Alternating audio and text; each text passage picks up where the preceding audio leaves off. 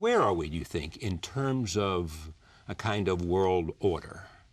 We have gone through, in the 89 and 90, the collapse of the Soviet Union, the collapse of the Berlin Wall. Then we had the United States engaged in the Middle East in a long war that continues. Then we had the global economic crisis.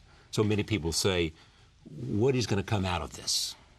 Well, I see the imbroglio in Iraq and Afghanistan as distractions.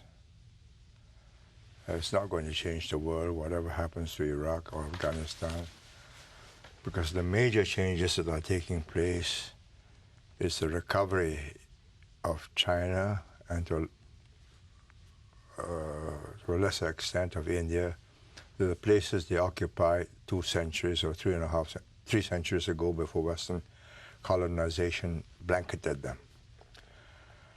3 centuries ago, they were, between the two of them, 60% of the world GDP, just the population and the production that they put out. China is again on the growth path.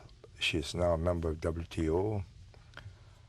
She knows that every year she's growing faster than anybody else and can do that for another 20, 30 years because they've got such an enormous number of workers back in the West, in the hinterlands. 8, 9%, 10%, no trouble at all. But after that, then they reach a ceiling where the labor is concerned, and then they got to increase productivity. But by then, in 30 years, they would have an economy, not per capita, but in total terms, bigger than the USA, which means they've got resources to build up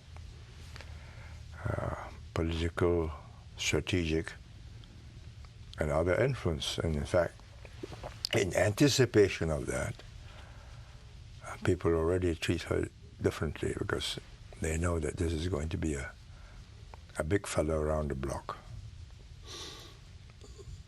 It's a watershed. I mean, the world order that we knew was dominated by the Caucasian peoples. Europe, technology, sailing ships, then aircraft. They conquered the world. Industrialization.